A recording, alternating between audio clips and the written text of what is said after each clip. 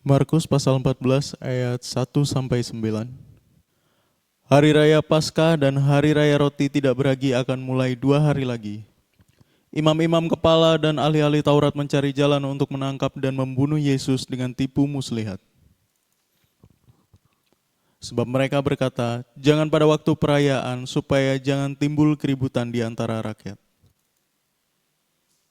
Ketika Yesus berada di Betania, di rumah Simon si Kusta, dan sedang duduk makan, datanglah seorang perempuan membawa suatu buli-buli pualam berisi minyak narwastu murni yang mahal harganya. Setelah dipecahkannya leher buli-buli itu, dicurahkannya minyak itu ke atas kepala Yesus. Ada orang yang menjadi gusar dan berkata seorang kepada yang lain, "Untuk apa pemborosan minyak narwastu ini?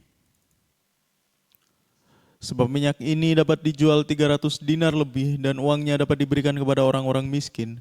Lalu mereka memarahi perempuan itu. Tetapi Yesus berkata, "Biarkanlah dia. Mengapa kamu menyusahkan dia? Ia telah melakukan suatu perbuatan yang baik padaku. Karena orang-orang miskin selalu ada padamu dan kamu dapat menolong mereka bila mana kamu menghendakinya, tetapi aku tidak akan selalu bersama-sama kamu." Ia telah melakukan apa yang dapat dilakukannya. Tubuhku telah diminyakinya sebagai persiapan untuk penguburanku. Aku berkata kepadamu, sesungguhnya di mana saja Injil diberitakan di seluruh dunia, apa yang dilakukannya ini akan disebut juga untuk mengingat dia. Yohanes pasal 12 ayat 1-8. 6 hari sebelum Paskah Yesus datang ke Betania, tempat tinggal Lazarus yang dibangkitkan Yesus dari antara orang mati. Di situ diadakan perjamuan untuk dia dan Marta melayani. Sedang salah seorang yang turut makan dengan Yesus adalah Lazarus. Maka Maria mengambil setengah kati minyak narwastu murni yang mahal harganya, lalu meminyaki kaki Yesus dan menyekanya dengan rambutnya, dan bau minyak semerbak di seluruh rumah itu. Tetapi Yudas Iskariot, seorang dari murid-murid Yesus yang akan segera menyerahkan dia, berkata, "Mengapa minyak narwastu ini tidak dijual 300 dinar dan uangnya diberikan kepada orang-orang miskin?" Hal itu dikatakannya bukan karena ia memperhatikan nasib orang-orang miskin, melainkan karena ia adalah seorang pencuri. Ia sering mengambil uang yang disimpan dalam kas yang dipegangnya. Maka kata Yesus, "Biarkanlah dia melakukan hal ini mengingat hari penguburanku. Karena orang-orang miskin selalu ada pada kamu, tetapi aku tidak akan selalu ada pada kamu."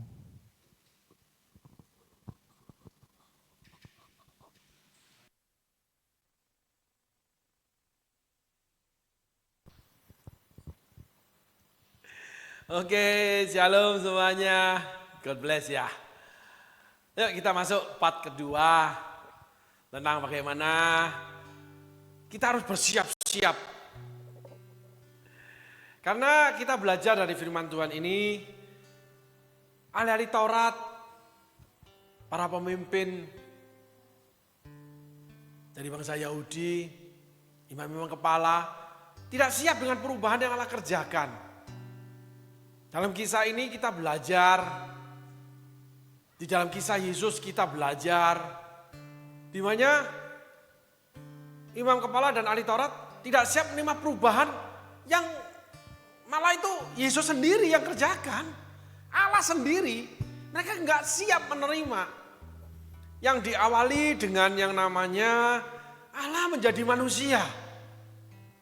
Yang diawali dengan keinginan bahwa Sang Mesias itu seorang raja yang membebaskan. Yesus menjadi anak tukang kayu. Lahir daripada perzinahan menurut asumsi saat itu, hamil di luar nikah. Tapi Allah tidak pernah salah memilih, saudaraku. Yang namanya Maria, yang namanya Yusuf. Maria dan Yusuf adalah contoh orang-orang yang menerima perubahan dari Allah yang spektakuler.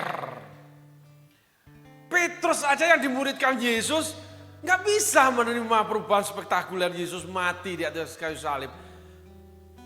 Kamu jangan mati. Yesus bicara, nyai iblis. Petrus gak siap menerima perubahan. Rasul Paulus menginjil di antara orang-orang di luar Yahudi, duduk makan bersama mereka. Terjerat dalam budaya Yahudi yang kalau makan gak boleh duduk bersama dengan orang di luar Yahudi. Eksklusifme. Eksklusifme keinginan, eksklusifme pandangan, eksklusifme kelompok, komunitas, pribadi sendiri, keluarga dan sebagainya. Yang menjadikan orang-orang yang seperti ini, yang terjerat eksklusifme yang mereka ciptakan sendiri, yang tidak ada dasar firman Allahnya, kadang sering dipaksakan dengan mencomot ayat, yang sebetulnya adat istiadat agamawi dari anak-anak Tuhan sendiri. Petrus gak siap, sehingga dia pindah meja. Paulus marah, ditegur dengan keras. Petrus gak membantah. Munafik kamu. Kamu yang Yahudi tidak mau memikul kuk Yahudi. Kenapa kamu suruh orang lain suruh pikul? Kamu gak mau makan duduk bersama ketika Yakobus dan saudara-saudara yang lain datang. Ketika mereka sedang makan. Kaget Paulus, sang guru besar. Orang yang melayani Tuhan. Orang yang udah aktif di gereja, orang yang udah beribadah lama. Gak siap menerima perubahan. Ini hamba Tuhan ini khotbah kok begini caranya. Ini kok ada gerakan-gerakan seperti gini. Ini apa nih? Ada yang pada zaman dahulu ya saudaraku, fenomenal bahasa roh, fenomenal kesembuhan ilahi, fenomenal daripada lawatan Roh Kudus, rebah-rebahan,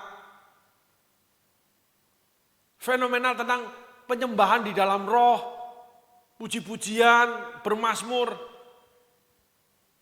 Ada orang-orang yang tidak siap, tapi ada orang yang akhirnya mau menerimanya. Walaupun awalnya tidak siap, tapi banyak orang yang sampai hari ini tetap tidak mau menerima. Sebagai sesuatu yang pengalaman aja saya sharekan, belakangan ketika karena setiap hari saya belajar dari YouTube, dari hamba-hamba Tuhan, semua hamba-hamba Tuhan, pokoknya bicara tentang Yesus. Dan mengakui ketuhanan Yesus itu aja, saya pasti dengar. Kalau yang lain saya tidak mau dengar, kenapa? Nggak enak, gitu, nggak nyaman, nggak baik. Nanti condong kita ngomong yang tidak benar, gitu saudaraku ya. Biarkan kita masing-masing punya rumah tangga sendiri, masing-masing punya keyakinan sendiri, masing-masing saling menghargai. Keyakinan itu kan pribadi sekali, menurut saya ya. Nah, belakangan saya mendapatkan tentang pengajaran dari ya beberapa orang yang bukan dari yang dinamakan Kristen atau dari Katolik, gereja Katolik, ada yang dari gereja Ortodoks, ada yang dari gereja yang ada di Suriah, ada yang di Mesir, gereja Ortodoks. Salah satunya Profesor Dr. Bambang Nursena, pengikut gereja Ortodoks. Salah satu lagi pengikut gereja Purba, yang anak muda, namanya siapa itu? Yang sekarang lagi viral. Dia memiliki prinsip-prinsip dari gereja Purba, belajarnya. Lalu ada yang dari gerakan Reform, ada dari Pentakosta, dari gereja-gereja Bethel, dan sebagainya. Lalu ada yang mengakui Alkitab yang dekanonisasi, ada yang cuma mengakui kanonisasi. Saya belajar saudaraku. Kitab Henok, kitab semua saya pelajari. Kecuali yang quote and quote tidak mengakui Yesus sebagai Tuhan. Itu saya enggak pelajari karena saya tidak ingin mencampuri urusan orang lain. Nah, di situ ada sebuah perbedaan. Tetapi ada gerakan-gerakan baru yang menerima kitab yang waktu itu kena dekanonisasi. Jadi kitab yang Alkitab kita kan ada dua.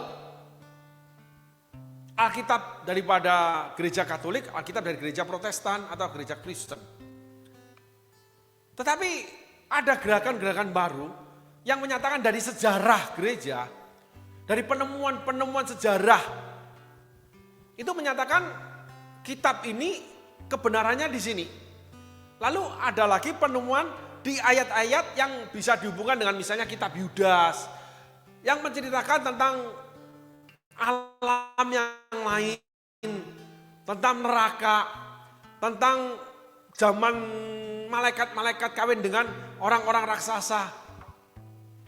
Sampai zaman nanti di alam yang lain itu gimana? Pendalaman-pendalaman Alkitab yang akhirnya melahirkan ada orang-orang akhirnya menerima kedua belah pihak.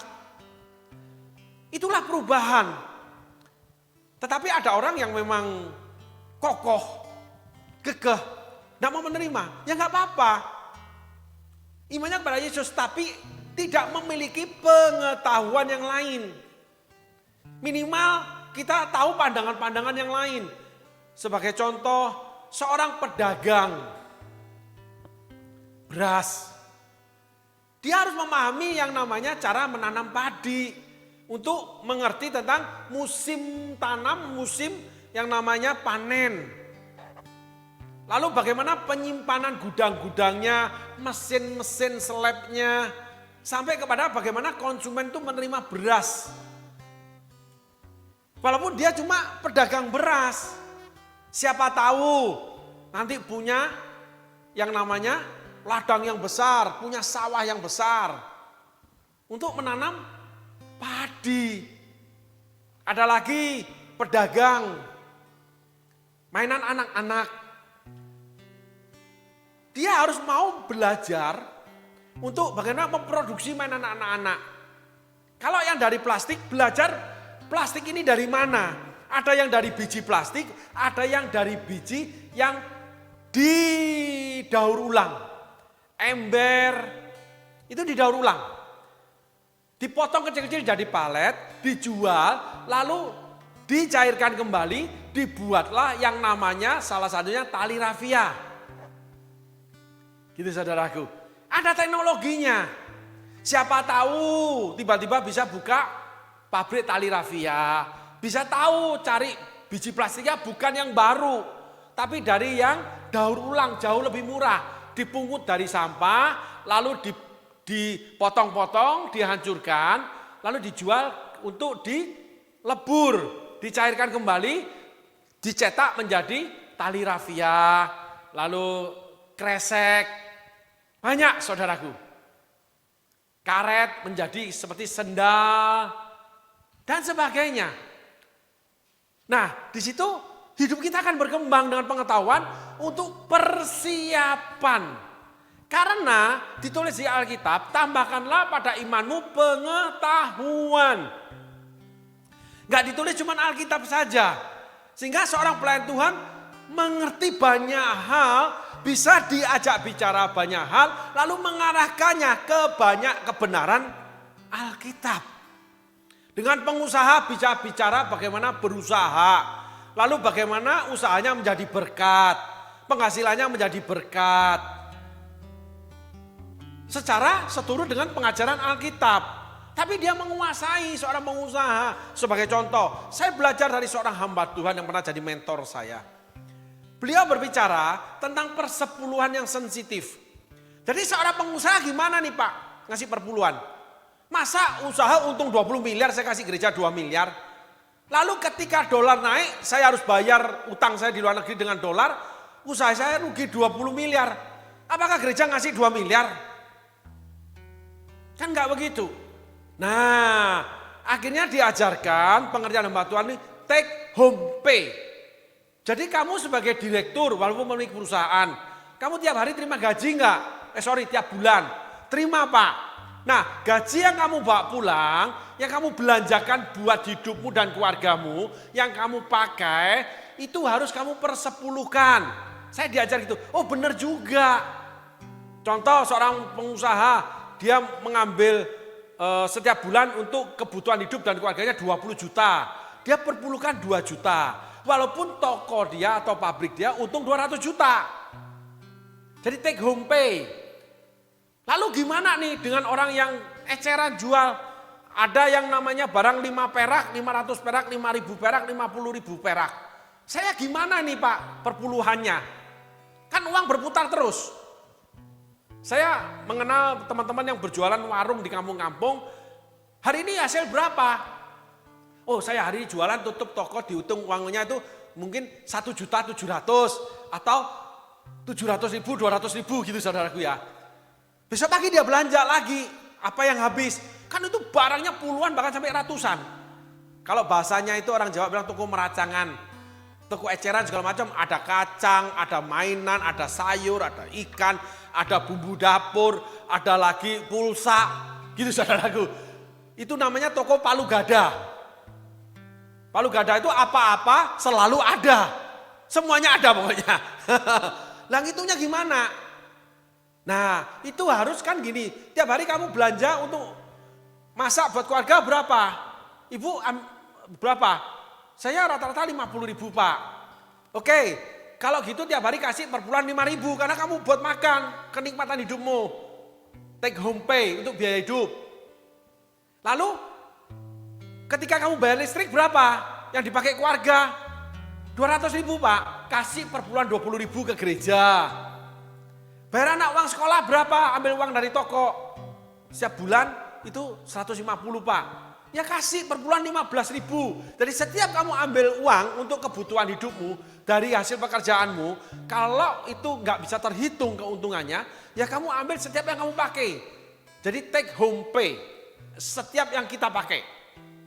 Kecuali orang itu setiap bulan, seorang pekerja, dari ekspatariat, dari buruh, dari seorang manajer sampai sales. Setiap bulan kan dapat duit yang siap dipakai, mau ditabung, mau dipakai buat beli apa, buat beli makanan, buat beli motor, buat beli ini, buat bayar anak sekolah. Itu amplop yang diterima atau transfer gaji yang diterima diperpuluhkan persis seperti yang dia terima. Karena dia pakai semua. Loh kalau saya tabung gimana? Boleh kamu tidak memberi perpuluhan. Tapi tabunganmu ketika kamu cairkan untuk belanja, membeli sesuatu, kebutuhan hidupmu dan keluargamu, itu kamu harus perpuluhkan.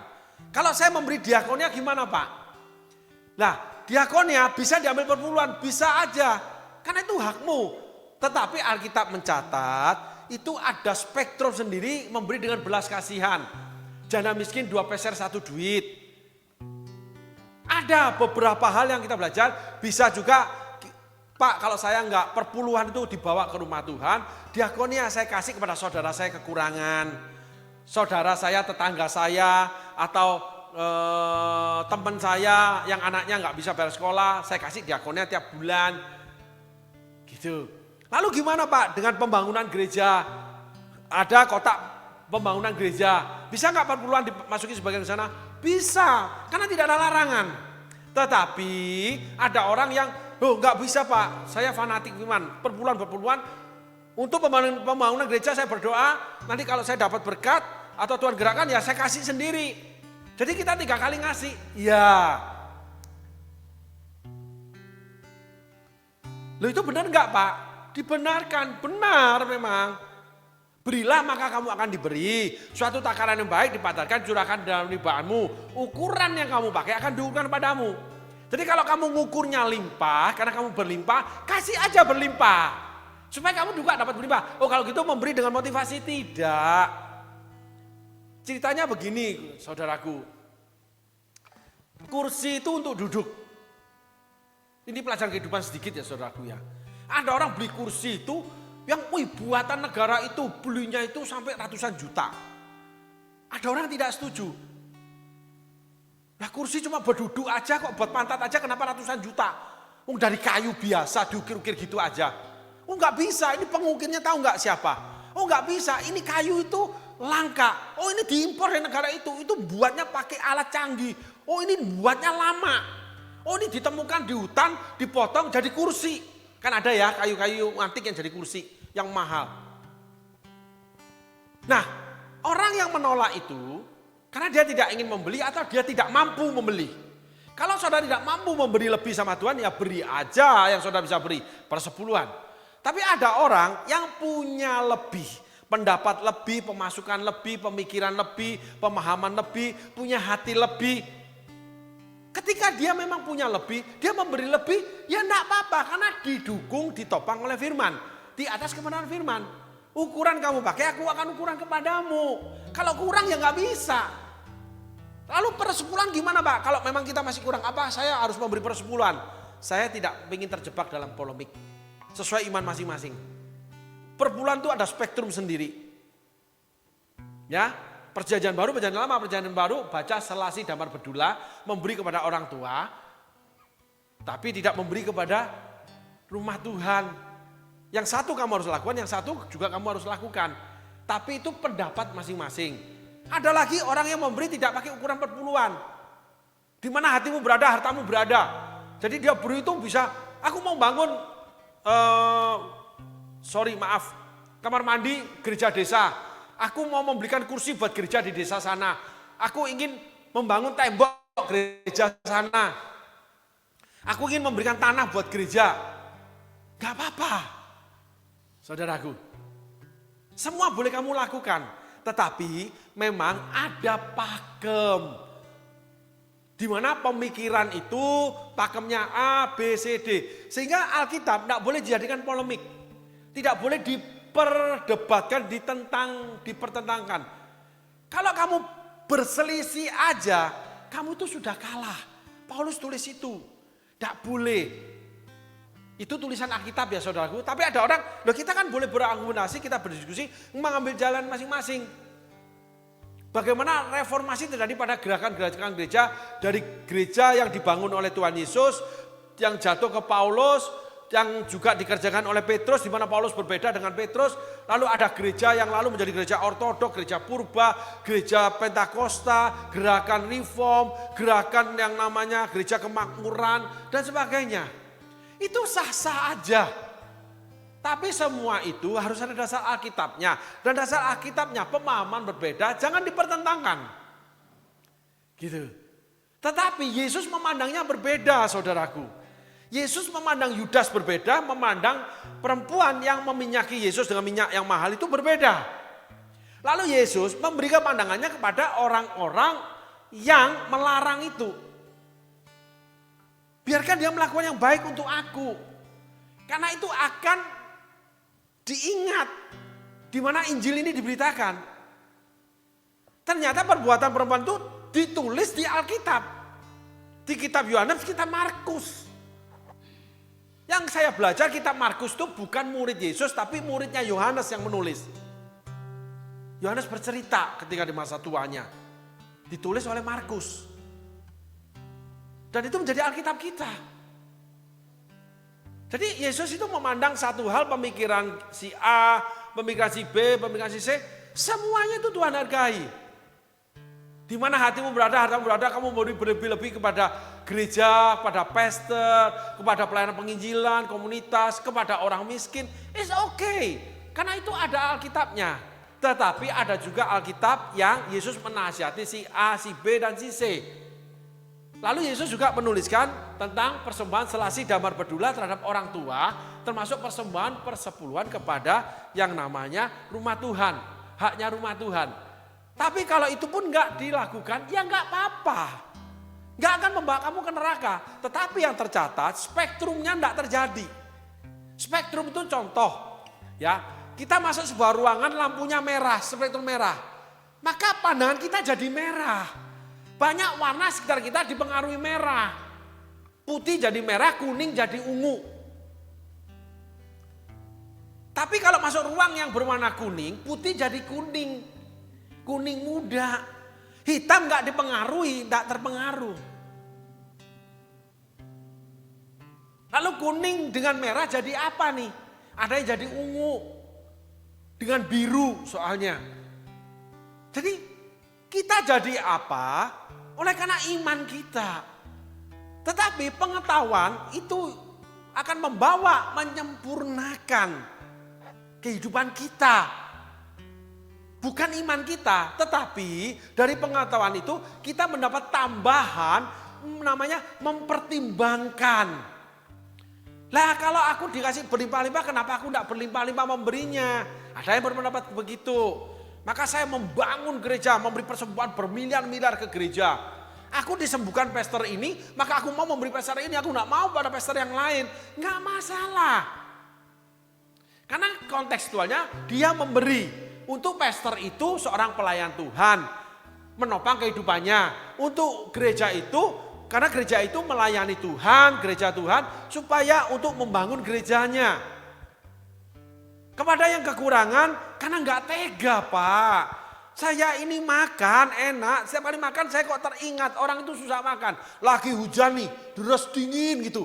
Makan, enaknya. Ya, mau makan namanya Indomie, super mie, mie kuah, atau nasi dengan sambal, dengan apa, dengan ikan. Sementara ada orang-orang lain yang untuk makan aja susah. Betul-betul beririt-irit, mau hujan mau panas jatahnya cuma segitu. Jadi kalau mama masak tahu tempe dengan kecap manis pagi siang sore karena papa nggak dapat uang banyak, mau hujan mau panas ya tetap makan tahu tempe. Bahkan ada yang berlimpah, yuk kita pergi yuk ke restoran itu kita makan. Enak, restoran Jepang, bakar-bakaran pedas yang kuah-kuah. Kita ke restoran ayam, kita ke namanya burger. Tapi ingatkah kita dengan orang-orang yang kekurangan? Itu ada pada Yudas, ada. Selanjutnya setelah Yesus menasihati, Yesus itu membongkar aib, menegur strateginya Yudas. Karena penuh tipu muslihat ternyata. Nah, setiap apa yang kita lakukan, mau pemberian, mau pelayanan, hubungan suami istri, mau menikah, mau beli sesuatu, mau memberi hadiah, dan apapun dalam kehidupanmu, motivasinya atau dasarnya apa?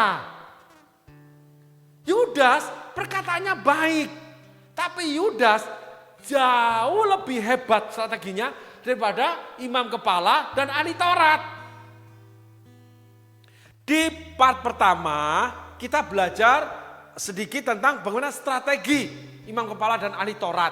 Jangan di depan orang banyak.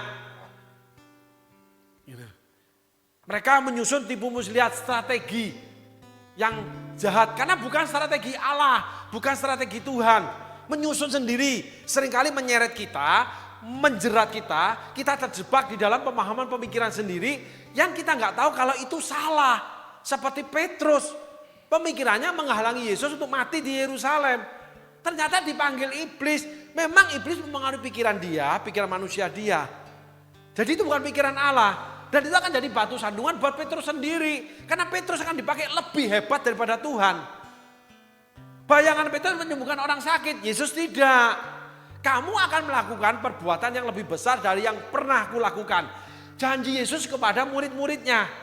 Sehingga Petrus melakukan jauh lebih hebat, itu luar biasa hebat. Tapi biasa karena itu janji Tuhan. Sehingga kita boleh menerima janji Tuhan. Gak usah merasa hebat, karena janji Tuhan memang hebat. Memberi 2 peser 1 duit, dipuji yang terbaik. Yang lain memberi orang kaya, memberi persembahan yang besar, yang banyak. Ditulis sama Yesus loh. Ditulis oleh Alkitab. Tetapi janda miskin 2 peser 1 duit, janda miskin 2 peser 1 duit. Dia memberikan nafkahnya seluruhnya hari ini. Dia memberi terbaik. Mendapatkan yang paling hebat dari Tuhan. Bukan uang, pujian. Paulus tulis, kalau aku masih mencari pujian manusia, aku bukan hamba Kristus. Kristus itu adalah yang diurapi. Kristen itu adalah Kristus-Kristus kecil. Kristus itu yang diurapi. Sehingga hati daripada perempuan ini mengurapi Yesus. Ditentang. Maka ada orang-orang yang dalam hidup ini melakukan yang berbeda dengan orang lain. Termasuk di dalam dunia rohani kekristenan. Di dalam pelayanan. Sekarang hari ini kita belajar. Kemarin pelayanan. Hari ini belajar dari pola memberinya. Jadi saudara jangan merasa tertuduh lalu terpengaruh dengan pengajaran-pengajaran yang lain. Terombang-ambingkan oleh pengajaran-pengajaran. Orang yang bimbang tidak akan dapat apa-apa. Saudara baca di Yakobus. Sehingga setiap orang itu punya panggilan sendiri, di mana Allah menuliskan dari kesaksian batinnya dia, Paulus tulis. Coba searching kesaksian batin, banyak ditulis. Kesaksian batin. Kesaksian batinku tidak menyatakan aku bersalah, berdosa. Gitu. Nah, di situ setiap orang kan dipanggil, Tuhan akan menyatakan dirinya melalui kesaksian batin dengan berbagai macam cara. Ada yang Tuhan ngomong, ada yang merasa, ada yang merinding, ada kok aku mimpi terus, ada kok aku teringat terus. Suatu kali ada seseorang yang menghubungi saya, kakak saya sendiri. Aku berapa hari ini kok diingetin kamu terus ya, dia di kota lain. Lalu saya tahu Tuhan memanggil dia. Dan saya ngomong, iya aku memang sedang keadaan begini, benar banget kamu ngomong. Dan akhirnya dia dipakai menyelesaikan permasalahan saya. Nah, ada Tuhan pakai cara dengan mengingatkan. Ada banyak cara Tuhan yang berbeda. Sehingga perbedaan itu adalah pelangi Tuhan. Pelangi itu adalah ciptaan Tuhan. Itu daripada flashback, daripada pantulan janji Allah. Maka Allah meletakkan pelangi yang nggak bisa saudara jamah, nggak bisa saudara dekati. Karena itu bayangan. Sehingga setiap orang itu punya bayangan janji Allahnya sendiri dan setiap orang dibawa Tuhan sendiri. Kalau sama, yang dimenangkan cuman yang sama. Sedangkan hidup berbagai macam manusia dengan budayanya, dengan gayanya, dengan karakternya, dengan keberadaannya, lokasinya, orang tuanya, nenek moyangnya, lokal wisdomnya, pengajaran wisdom lokalnya, pengajaran budaya lokalnya, di mana dia berada, di mana dia dididik, dari golongan apa, sampai di mana, dan semuanya itu menjadi satu. Dan hanya Yesus yang dapat menyelesaikan, menarik semua itu menjadi sebuah panggilan di mana Allah akan bekerja seturut dengan kehendaknya, saudaraku. Saudaraku harus mengerti ini dulu. Sehingga perbedaan itu adalah warna pelangi. Jadi kita nggak usah namanya berdebat, kita nggak usah berselisih. Tetapi kita menerima dan mengagumi. Kenapa? Karena kok seperti itu dipakai Tuhan. Kok orang ini bisa melakukan hal seperti itu ya? Kalau aku nggak bisa, aku takut. Oh, aku mesti mikir dulu. Tapi dia kok bisa ya? Bukan yang buruk. Tapi kita belajar firman Tuhan hari ini. Kalau itu melakukan buat aku, kalau hal itu baik, jangan dihalangi. Jadi kalau buat Tuhan ya nggak apa-apa. Ada seorang teman pelayanan khotbah dengan duduk-duduk sampai jalan-jalan kemana-mana. Bukan di mimbar gereja, di ibadah komsel gitu, atau community ya, yang duduk di bawah. Dia bisa duduk di ujung sana, di ujung sini, lari sana, lari sini khotbahnya. Tetapi Allah menjamah umatnya, terjadi manifestasi lawatan Allah luar biasa. Lalu ada lagi yang saya tidak setuju. Ada seorang hamba Tuhan mengata-ngatai, itu orang bodoh kalau mau diperlakukan seperti itu orang begini. Nggak bisa om. Yang berhak mengatakan bodoh kalau dalam dunia kerohanian Kristen, itu cuman Allah, yaitu Yesus. Hei orang-orang bodoh, tidak tahukah kamu? Sesama supir bis kota jangan saling mendahului. Sesama keledai jangan mengembi. Sesama kucing jangan mengaum. Sesama hamba Tuhan jangan saling mengatai. Yang menang itu iblis. Cuman Yesus yang bisa mengatakan Petrus itu iblis. Paulus cuma sampai titik munafik. Malaikat aja tidak menghujat setan. Enggak. Ukurannya adalah Alkitab. Kalau ditopang Alkitab, why not? Kenapa tidak? Sehingga kekayaan dimensi pelangi Allah itu luar biasa. Karena Allah ingin menjangkau seluruh dunia. Nggak mungkin kita pelayanan ke Alaska, kita pakai kaos buntung. Tapi ada orang melayani melewati Himalaya, seorang rasul dari India, yaitu Sadhu Sundar Singh. Dia pakai kain tradisional India yang cuma dibelitkan di badannya. Naik ke atas gunung Himalaya yang bersalju, yang tidak pernah tidak bersalju. Udaranya di bawah 0 derajat. Ada yang mau. Masa kita katakan bodoh, masa kita katakan gila. Sehingga jadi orang, gak mau pastor itu orang gila. Tidak. Kalau itu memuliakan Allah di dalam nama Yesus, kalau itu melakukan hal yang baik, kenapa tidak?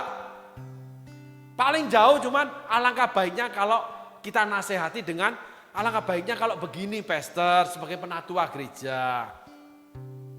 Tapi silakan kalau pastor kehendaki, kalau itu dari Tuhan, monggo kami topang. Nah, saya punya cerita sedikit. Ada seseorang yang tergabung pada sebuah gereja. Gereja itu berkembang luar biasa. Sehingga memiliki yang namanya penatua itu hampir 50 orang. Dan orang yang bergabung dengan gereja ini yang di awal, itu belum. Gereja itu masih gereja kecil. Dengan namanya jemaat itu yang supir angkutan umum. Lalu gereja itu nyewa satu tempat dekat yang namanya terminal. Bukan tempat-tempat elit, bukan di mall. Lalu berjalannya waktu, gereja itu berkembang sampai ke mall, sampai punya cabang 5 di sebuah kota, bahkan ke kota yang lain. Nah, terjadilah pertemuan-pertemuan penatua, di mana mereka semua itu mengambil bagian pelayanan, lalu memberikan pemikiran-pemikiran pada pemimpin jemaat atau gembala. Sehingga pada suatu kali terjadilah pembahasan sebuah persoalan di mana 48 penatua ini menentang daripada pendapat daripada satu orang yang bergabung ini. Pak Gembala memberikan satu buah hal. Terjadi perdebatan sengit yang seperti orang berkelahi. Tapi setelah itu Pak Gembala memutuskan bahwa yang dipilih suara 48 penatua ini yang disetujui Pak Gembala dan akan dilakukan. Nah, yang satu orang ini langsung berdiri, bukan marah, bukan keluar dari gereja. Tidak. Merasa dimusuhi, merasa Pak Gembala tidak berpihak sama dia, merasa dirugikan. Tidak. Penolakan itu bukan dirugikan. Penolakan itu bisa ditunda kalau itu memang dari Tuhan, atau penolakan itu memang bukan dari Tuhan, sehingga tidak akan terjadi apa yang kita pikirkan. Kenapa? Karena Pak Gembala berhak memutuskan, akulah pintu, akulah gembala. Barang siapa tidak melalui pintu, dia adalah seorang pencuri. Hormatilah para pemimpinmu yang memperjuangkan nyawamu. Dan sebagainya. Musa yang digugat oleh Miriam itu yang kena namanya kusta. Bukan Musa. Bahkan Miriam mau dibunuh mati. Harun minta Musa berdoa supaya diampuni Tuhan.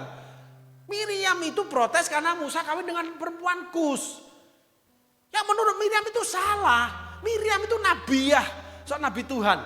Tapi posisi Musa, Tuhan bicara gini kasus Miriam. Dengan setiap orang aku berbicara, itu melalui penglihatan dan mimpi. Dengan para nabi aku bicara melalui penglihatan dan mimpi. Tetapi dengan hambaku Musa aku berbicara muka dengan muka. Kenapa kamu berani mengata-ngatai Musa? Loh, saya juga kaget baca itu. Ternyata Allah menempatkan seseorang dalam panggilannya itu sangat dihargai Tuhan. Gak boleh diganggu. Itu artinya jangan mengusik hambaku yang kuurapi. Kalau seseorang dipakai uangnya ya jangan diusik. Kalau seseorang dipakai pengkhotbah, jangan diusik khotbahnya. Karena itu yang dipakai Tuhan. Sesederhana itu saudaraku.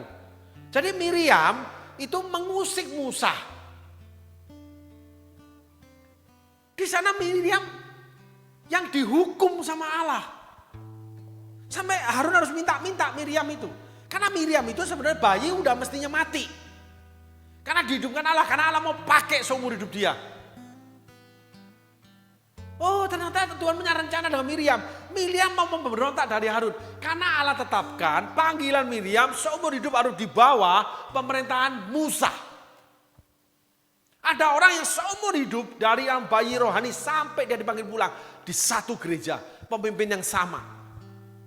Ada banyak. Tapi ada orang seperti yang namanya Yosua dan Kaleb. Khususnya Kaleb, di bawah pemerintahan Musa, di bawah pemerintahan Yosua. Ada yang dipanggil seperti Elia, seorang nabi dan sebagainya. Itu artinya hidup di dalam panggilan. Sehingga kita nggak boleh berselisih paham. Dari hal memberi diri, memberi apapun. Tetapi bisa kita ajukan alangkah baiknya. Nah, kembali lagi cerita tadi bahwa orang ini berdiri bukan untuk marah, merasa tertolak, terus keluar dari pelayanan, keluar dari gereja. Tapi orang ini yang pertama kali melakukan apa yang diperintahkan gembala. Sampai Pak Gembala kaget. Ini cerita benar saudaraku. Dia cuma tanya, Pak, Bapak tadi mati-matian menentang kayak orang berantem. Kok Bapak sekarang yang pertama kali maju? Dalam artinya ada pendirian gereja ya. Gitu. Oh iya Pak, jawabannya sangat sederhana. Saya itu belajar tunduk terhadap para pemimpin Pak. Karena Bapak yang memutuskan, Bapak sebagai gembala memutuskan, saya harus masuk melalui pintu itu Pak. Maka saya, mau pertama mau tidak, ya saya harus mengikuti perintah. Jadi saya pertama kali yang berdiri mengikuti perintah itu Pak. Itu kan cuma pemikiran saya yang dianggap teman-teman dan Bapak tidak benar. Ya udah, bukan masalah saya benar atau tidak, lalu kita berkelahi, lalu saya tidak suka, lalu saya harus keluar dari gereja karena pendapat saya tidak pernah lagi diaminkan Pak Gembala. Tidak. Tapi saya langsung mendukung Bapak. Dengan apa? Do something. Tidak cuma omong-omong aja. Lagi musim nih, omong-omong nih. Berteori, berdebat, selesai dengan namanya rapat, lalu pelaksanaan nggak ikut. Karena ditentang. Terus menyingkirkan diri, mengeluarkan diri. Nggak bisa. Tidak dewasa itu saudaraku. Perdebatan itu harus. Apakah setelah Petrus dengan Paulus berdebat, Paulus mati panggilannya, Petrus tidak dipanggil lagi? Tidak. Semua menyelesaikan panggilannya. Dan koreksi dari Paulus untuk Petrus. Petrus lakukan. Ya nggak tahu karena nggak ditulis dia melakukan atau tidak. Itulah kekayaan pelangi Tuhan yang menjadi iman kita saudaraku. Tetapi yang kita harus hindari, yang pertama adalah strategi yang jahat. Yang kedua itu adalah kita melakukan yang jahat. Sementara sebetulnya kita berpura-pura baik. Itulah yang Yudas lakukan. Yang pertama strategi dengan tipu muslihat imam kepala. Dengan yang namanya ahli-ahli Taurat. Tapi pribadi yang kedua, Yudas yang mempengaruhi banyak orang untuk menjadi sepaham dengan dia. Padahal di dalam dia itu ada dosa kesalahan yang dia buat. Sehingga Yesus akhirnya menerangkan bahwa sebenarnya Yudas sering mencuri uang kas. Bukan karena dia memberi orang miskin itu, bukan karena dia melarang orang itu untuk memberi yang terbaik buat Tuhan. Tapi hatinya sendiri menginginkan uang itu. Hatinya sendiri menginginkan kedudukan itu. Bahwa dia harus yang utama, dia harus dipedulikan, dia harus didengar. Sehingga Yesus dia labrak, Yesus dia jual. Perkataan pemimpin, kebutuhan pemimpin dipertentangkan, lalu diperjualbelikan, mengajak yang lain. Sehingga terjadilah namanya eksodus dari gereja. Itulah problem pelayanan saudaraku. Tetapi hati-hati kita terjebak dalam quote and quote konteks pemikiran yang salah. Maka saudara sebelum melakukan semua itu, Alkitab mencatat, Daud tulis ini, selidiki aku, lihat hatiku. Apakah aku sungguh mengasihi engkau Tuhan? Aku lakukan ini betul-betul untuk kamu atau untuk diriku sendiri. Nah, kalau untuk kamu, apapun yang diputuskan oleh Alkitab, apa yang dilakukan manusia seturut dengan Alkitab, aku harus turut. Itu penting. Kalau enggak, aku menjadi bidat Alkitab. Aku sendiri menjadi pelanggar firman Allah. Padahal aku betul-betul ingin melayani. Aku betul-betul ingin bergereja. Betul-betul ingin jadi pelayan Tuhan. Betul-betul ingin jadi jemaat Tuhan yang baik. Tapi kan aku selalu berbantah dengan namanya yang terjadi dalam banyak hal di dalam dunia kekristenan di mana aku ada di dalamnya. Baik sebagai jemaat, baik sebagai pelayan Tuhan, baik sebagai hamba Tuhan. Akhirnya aku sendiri menjadi pelanggar Alkitab. Sadar tidak sadar. Sehingga paling penting adalah kita mau melakukan sesuatu, kita punya rencana rancangan, kita hidangkan di mejanya Tuhan. Nanti Tuhan bisa revisi, perbaiki. Tiba-tiba ada firman Tuhan yang menegur, mengkoreksi. Disciple yang lalu banyak bicara tentang koreksi yang harus kita terima. Tuhan sedang merevisi kita. Tiba-tiba Tuhan bicara. Bahkan para pengkhotbah pun ketika berkhotbah, pedang bermata dua, menegur diri kita sendiri, menerangkan apa yang kita doakan untuk diterangkan Tuhan. Pertanyaan-pertanyaan kita bisa dijawab dari khotbah kita sendiri. Betul-betul lucu Tuhan itu saudaraku. Tapi dia punya banyak cara untuk berbicara terhadap kita. Sehingga kita harus membuka diri, belajar, menambahkan iman kita dengan pengetahuan. Yaitu firman Allah di dalam perjalanan kehidupan iman kita dengan kejadian nyata yang kita harus bukan kompromi. Didasari Alkitabiahnya. Jadi kalau kita udah belajar, udah tahu, kita tetap nggak mau tahu, itulah pelanggaran firman. Yudas ikut Yesus itu tahu, melihat, punya pengalaman, tapi tetap dia mencuri uang kas. Ada orang mengikut pelayanan luar biasa, menerima anugerah, diselamatkan, menerima Yesus, mengikut Yesus jadi pelayan Tuhan. Tapi tetap dia pemberontak. Dia tidak mau tunduk terhadap pemimpin. Contohnya, dia tetap tidak mau ngasih persembahan. Karena dia tidak mau terpuji di hadapan Tuhan. Buat apa ngasih enak gereja kaya, pendeta kaya, jemaatnya miskin-miskin gimana? Lah kaya miskin kan bukan karena pendeta.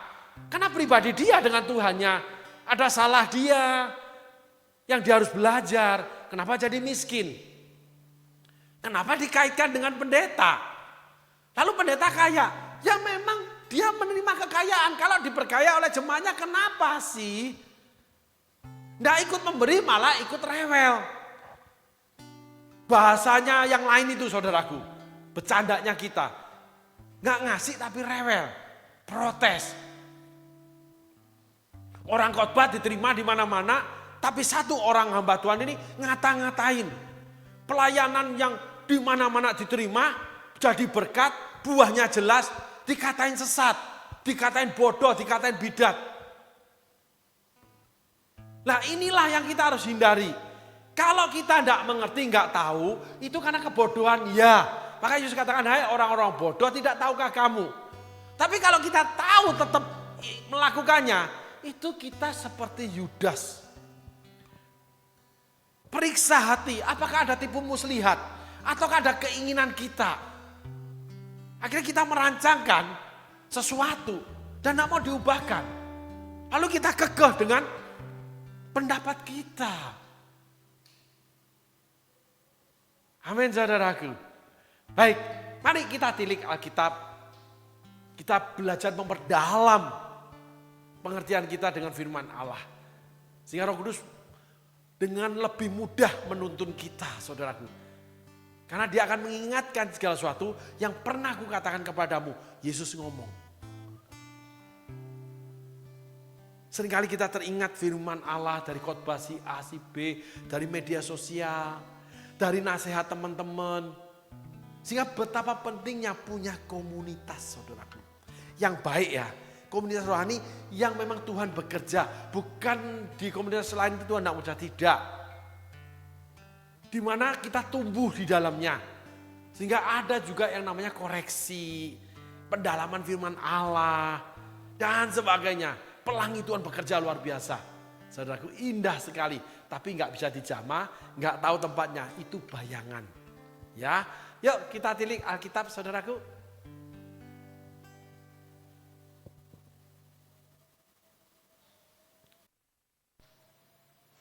Hari Raya Paskah dan Hari Raya Roti Tidak Beragi akan dimulai 2 hari lagi. Imam-imam kepala dan ahli dari Taurat mencari jalan untuk menangkap dan membunuh Yesus dengan tipu muslihat. Lihat. Saudaraku, kita belajar satu kata lagi, mencari jalan untuk menangkap dan membunuh Yesus dengan tipu muslihat. Ayat 2. Sebab mereka berkata, jangan ada perayaan supaya jangan timbul keributan di antara rakyat. Sebab mereka berkata, kita pahami dulu ini. Bagaimana ahli Taurat dan imam-imam kepala itu merancangkan itu rancangan salah seperti ini. Kita pelajari ya, sebelum mereka berkata mengajak yang lain. Sehingga kita itu harus punya pakem. Kalau kita sedang memperjuangkan sesuatu harus sendiri. Jangan mengajak yang lain. Kalau pemimpin mengkoordinir yang lain itu boleh. Tapi kalau kita sesama prajurit, sesama bawahan, sesama staf, sesama anak, sesama jemaat, kita nggak boleh mengkoordinir yang lain untuk menyepakati kita, lalu kita melawan. Yang dilarang Alkitab untuk dilawan, salah satunya pemimpin rohani. Kita mengajukan boleh. Yuk kita ngomong sama Pak Gembala, menurut kamu gimana? Iya sih, kalau menurut aku bagus gini. Aku juga sih kurang lebih sama. Tapi nanti kita coba ajukan, Pak Gembala setuju apa enggak, tapi ya kita cuma ajukan aja. Kalau enggak ya sesuai firman Allah bro. Ya kalau Pak Gembala maunya tapi itu ya kita ikut aja. Kalau salah ya Pak Gembala yang dihukum sama Tuhan. Imam Eli Pak Gembala kok yang disembelih sama Tuhan sampai keturunan ketiga. Anak cucu mati bersama sama dia. Yang di kandungan mati, anak berperang mati, cucunya yang di kandungan,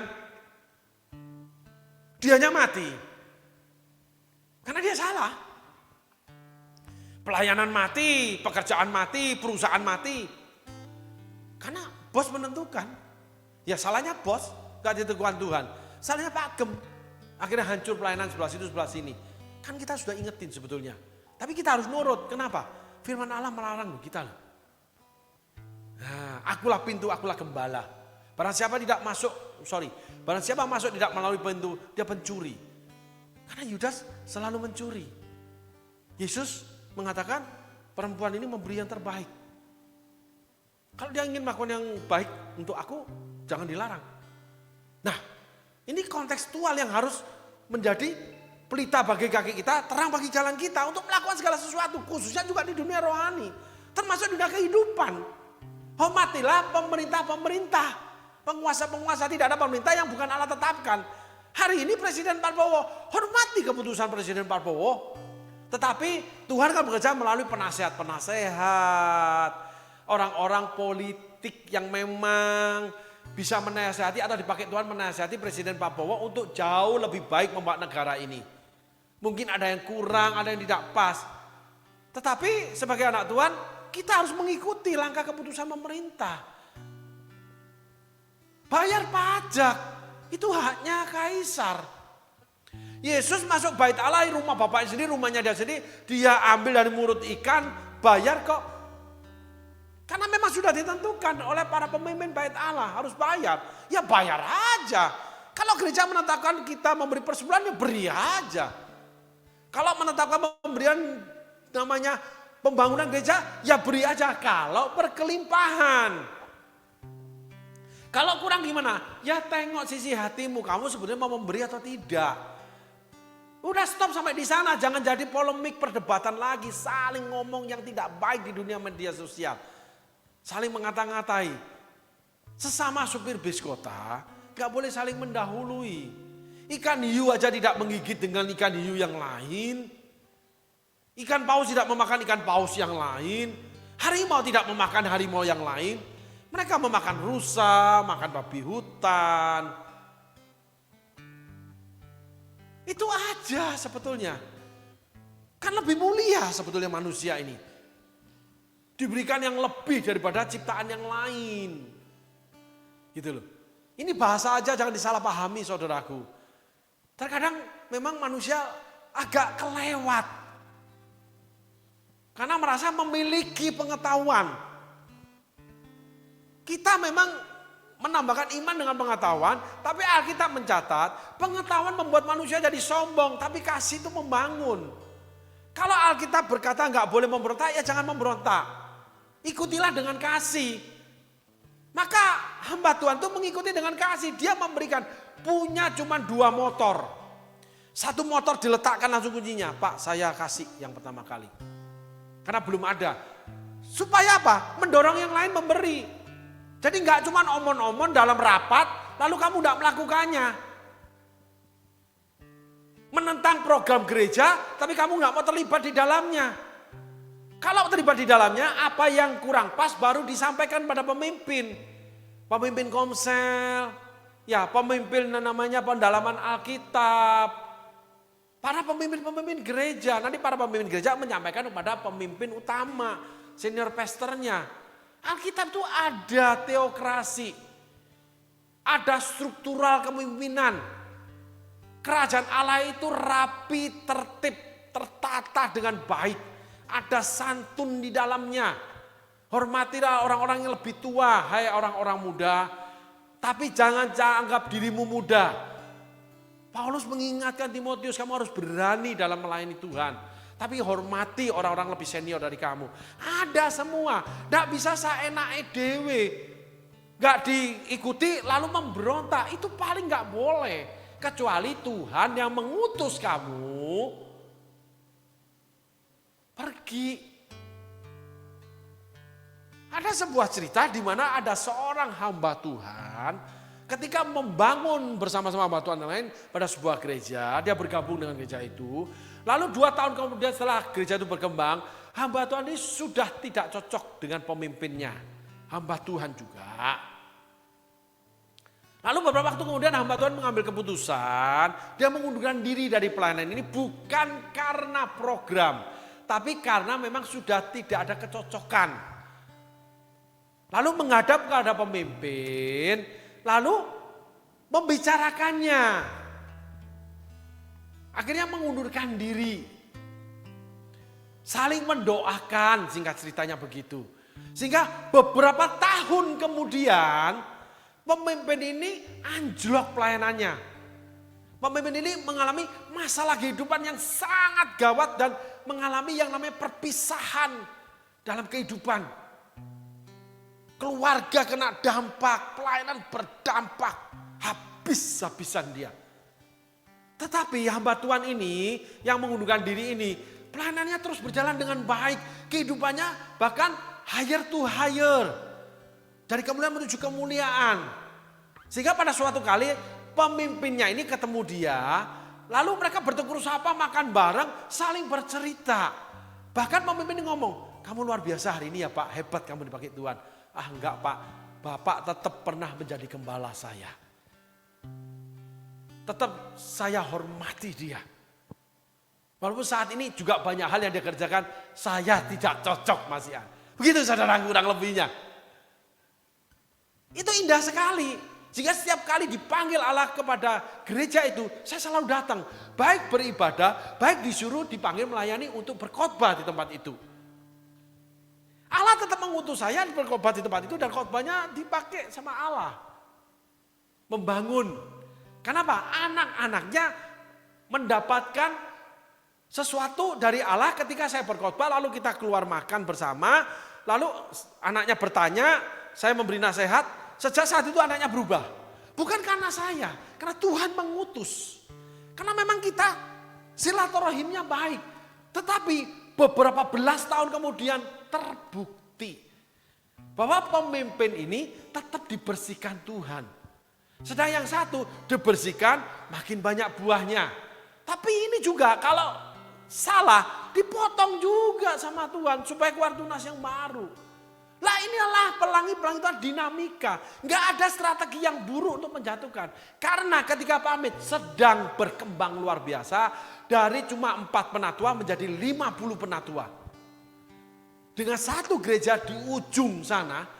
Dengan orang-orang sederhana jemaatnya sampai di mall. Sampai punya cabang. Sampai yang namanya membangun sampai miliar saudaraku.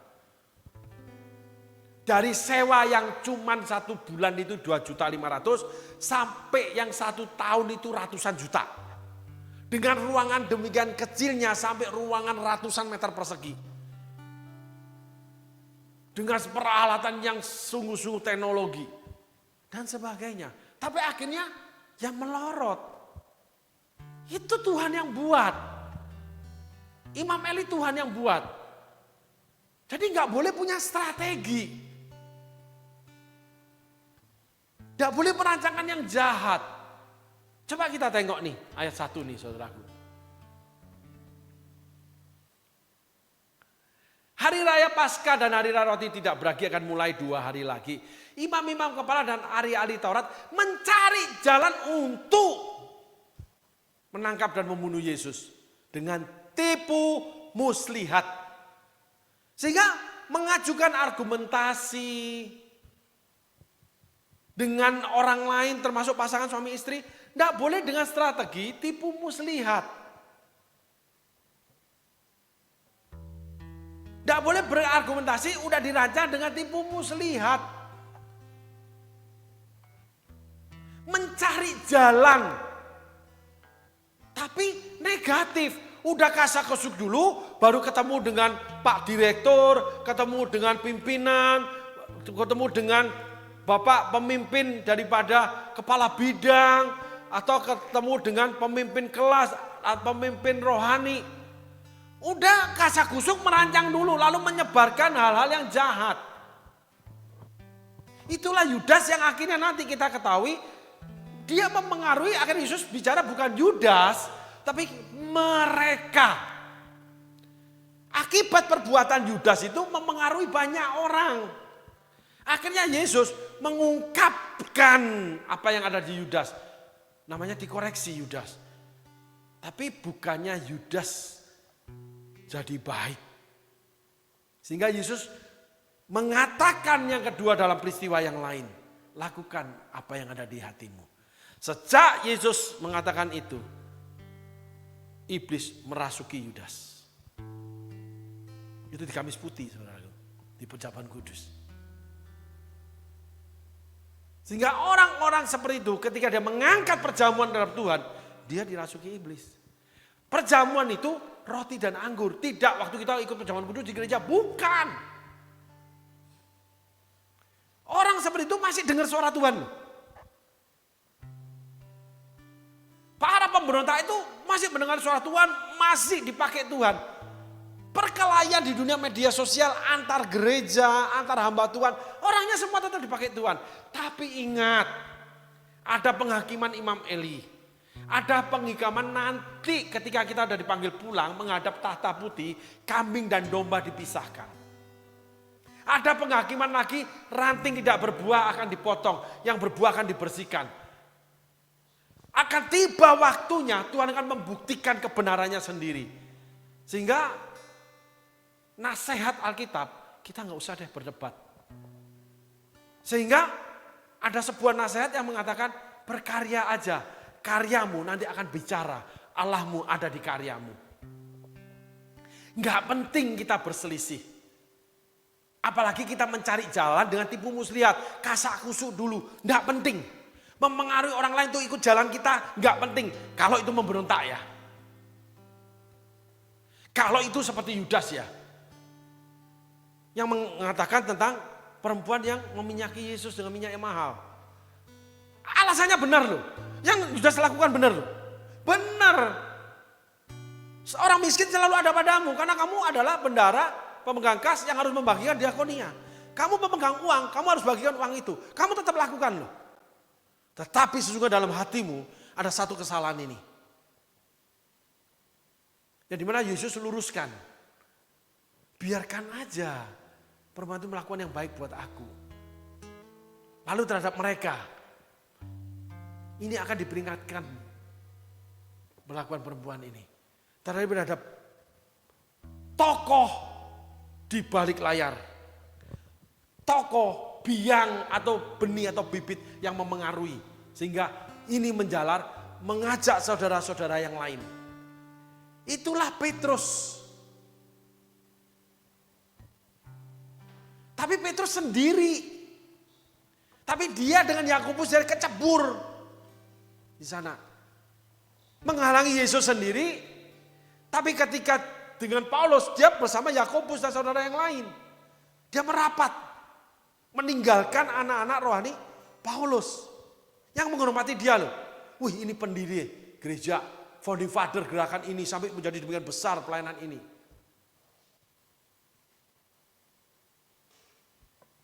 Tetapi berpindah tempat yang tidak sesuai dengan Injil. Marah Paulus. Apakah Paulus dimarahin Tuhan? Tidak. Paulus ditegur Tuhan? Tidak. Karena Paulus pada saat itu tanpa rencana. Dia tidak mengajak orang lain. Dia melihat keadaan, dia memberikan koreksi. Itu tidak sesuai dengan Injil. Baca Galatia. Bagaimana Paulus bertentang-tentangan dengan Simon. Dengan terang-terangan. Saudara baca itu. Tidak ada tipu muslihat, tidak ada mencari jalan. Sehingga saudaraku, nasihat hari ini, kita jangan kasak kusuk kalau nggak setuju sesuatu. Mengajak yang lain untuk menyetujui apa yang kita setujui. Kita bareng-bareng mengingatkan kalau itu tentang pemimpin ya. Dimanapun kita berada, terhadap negara, terhadap pekerjaan kita, terhadap rumah tangga kepada suami atau anak terhadap orang tua, jemaat terhadap para pemimpin gereja dengan pemimpin seniornya. Tidak boleh berkolaborasi, berkoalisi yang jahat. Sehingga membuat arus yang namanya berita busuk, yaitu 12 pengintai. Memang orang-orang enak itu tinggi besar. Tapi mereka tidak membesarkan nama Tuhan. Membuat akhirnya seluruh bangsa Israel menangis ketakutan. Berita busuk. Yosua sama Kaleb sederhana. Jangan lupa dengan perbuatan Tuhan selama ini. Dia tidak ngajak berkelahi. Mereka tetap mau di relnya jalannya Tuhan. Sehingga hidup kekristenan kita itu harus seperti kereta api. Di rel yang Tuhan tetapkan yaitu panggilannya. Kalau sudah menjadi suami berarti dipanggil jadi suami. Jadilah suami seturut dengan spektrum firman Allah. Suami harus memeliharakan keluarga. Kalau tidak itu lebih jahat daripada orang tidak beriman. Ditulis murtad. 1 Timotius 5 ayat 8. Kalau tidak bisa namanya memimpin keluarga, tidak bisa memimpin jemaat. Di Timotius baca tentang penilik jemaat atau diaken. Lah itu spektrum Alkitab yang tidak bisa kita langgar dengan terang-terangan. Termasuk menghormati para pemimpin di dalam kehidupan kita. Termasuk negara kita. Bapak Presiden, Bapak Gubernur, Wali Kota, para menteri. Kalau perbuatan mereka salah, biarkanlah dihakimi oleh Allah sendiri. Lalu mereka juga akan dihukum oleh negara. Mau dihukum apa tidak? Lah kita ini bukan negara, kita ini cuma manusia biasa, rakyat. Jadi ceritanya ada cerita tentang memaskulkan presiden. Namanya mengimpeach presiden. Bisa, ada. Namanya tata cara kelola negara di mana DPR dan MPR. Terjadi waktu Presiden Gus Dur. Amerika hampir terjadi pada Bill Clinton.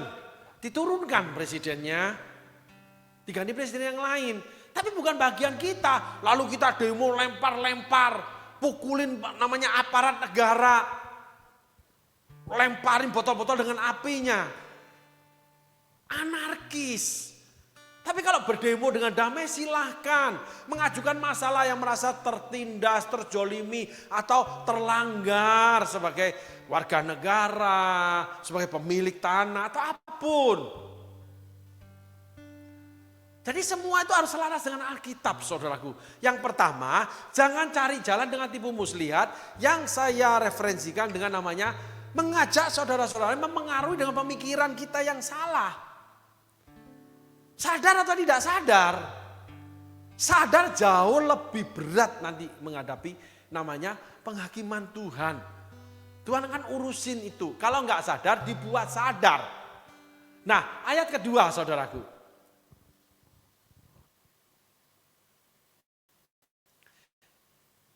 Sebab mereka berkata, jangan pada waktu perayaan supaya jangan timbul keributan di antara rakyat. Lalu bersepakatlah mereka menentukan waktunya. Supaya apa? Supaya tidak terjadi ABCD. Jadi mereka mencari jalan yang paling baik, yang paling aman, lalu yang paling menggolkan. Sehingga seringkali terjadi yang namanya perpecahan rumah tangga. Di mana salah satu orang tua mempengaruhi anak. Sehingga anak itu tidak mau ikut satu orang tua ini, tapi mengikut orang tua yang ini. Membeberkan segala aibnya. Apalagi kalau kepada media umum. Menjatuhkan pasangannya, mantan pasangannya. Enggak boleh.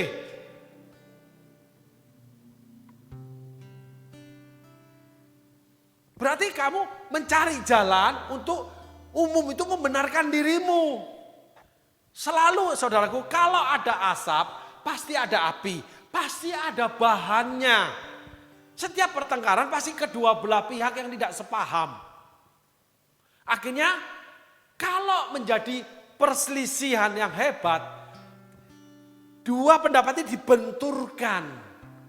Lalu mencari pengadilan manusia, mencari jalan untuk pasti yang mencari pengadilan itu yang minta dimenangkan. Merasa dia benar. Bukan firman Allah yang menuntun kita jadi pelita, menjadi terang buat jalan kita. Bukan Tuhan yang akan menghakimi, firman Tuhan yang menentukan siapa yang salah atau benar. Kita mencari jalan sendiri. Sehingga Yesus harus bicara mereka. Karena imam kepala dan ahli Taurat itu bersama-sama mereka. Mencari jalan dengan tipu muslihat. Lalu menentukan do something-nya itu begini. Udah nanti gini aja. Kalau kita ketemu Pak Gembala, kita lakukan ini. Kalau enggak, kita keluar deh. Nah itu yang enggak boleh. Saya pun menjadi pelaku. Ada pernah saya melawan namanya persekutuan gereja yang namanya sinode. Utusan sinode saya lawan, saya ajak bersama-sama. Jemaat sekian banyak untuk melawan utusan sinode. Setelah itu, gereja yang saya bangun, yang sudah akan berkembang, betul-betul kuncup berkembang, itu habis. Allah tidak pihak saya. Walaupun saya merasa saya benar, saya dilicikin, tidak. Itulah namanya Tuhan menginginkan, milikilah pengadilan Allah. Orang yang mengandalkan Tuhan akan seperti ini. Yeremia tulis. Orang yang mengandalkan dirinya sendiri, mengandalkan sesamanya, celakalah, terkutuklah orang yang ini keterangannya. Nah, itulah namanya kita mengandalkan Tuhan. Walaupun kita merasa benar, kita diperlakukan tidak benar, enggak apa-apa. Biarkan pengadilan Allah itu nanti mendidik kita, mendisiplin kita, mengajar kita mana yang benar. Kalau kita benar, ya puji Tuhan. Aku ini walaupun gimana akhirnya aku diangkat Tuhan. Tuhan untuk menyatakan, mengajarkan kepada kita semua bahwa untung kita melakukan ini sehingga kita menjadi seperti hari ini. Ada yang diberkati Tuhan, ada yang bertumbuh rohani, ada yang bertumbuh pelayanan, ada yang keluarga dipulihkan, keuangan dan sebagainya. Karena kebenaran itu akan menyatakan dirinya seperti fajar di pagi hari. Seperti pelangi sehabis hujan. Itu tanda kasih Tuhan, setia Tuhan terhadap kebenarannya, di mana kita mengikut kebenaran, tidak mengikuti keinginan sendiri. Terjebaklah di sana mereka. Yang diawali dengan para imam dan ahli Taurat itu mencari jalan dengan tipu muslihat, lalu menentukan bagaimana melakukannya bersama-sama yang lain. Ternyata itu negatif. Kalau Kaleb dan Yosua tidak, Musa tidak, Daud tidak. Daud tidak pernah mengajak bersama yang lain, Daud sendiri, lari sendiri ke Gua Adulam. Tuhan kirimkan orang-orang yang diuber-uber utang, yang bermasalah dengan keuangan, akhirnya ditambahkan dengan tua-tua gunung menjadi pahlawan-pahlawan Daud, para triwira. Daud tidak mengajak pasukan Saul bergabung sama dia, tidak. Musa menghadap Tuhan sendiri. Yosua itu sendiri melayani Musa. Tidak pernah ngomongin Musa. Kaleb menghadap Yosua sendiri. Mau dibantu Yosua memenangkan gunung, dia nggak mau, aku masih sanggup.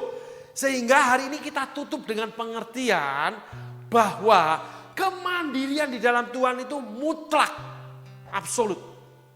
Supaya kita tidak dibimbangkan dengan berbagai macam pengajaran, berbagai macam pendapat yang kita tahu atau kita ragu kebenarannya. Sehingga kita masing-masing harus mengajukan sendiri. Nggak boleh berkolaborasi yang jahat. Nggak boleh berkoalisi untuk menggolkan keinginan yang belum tentu benar. Apalagi kalau itu pemberontakan. Tidak ada pemberontakan di Alkitab yang dilegalisasi, yang disetujui, yang disertai, yang dibangun, yang diberikan kekuatan oleh Tuhan. Amin saudaraku. Tuhan Yesus berkati. Terima kasih. God bless you.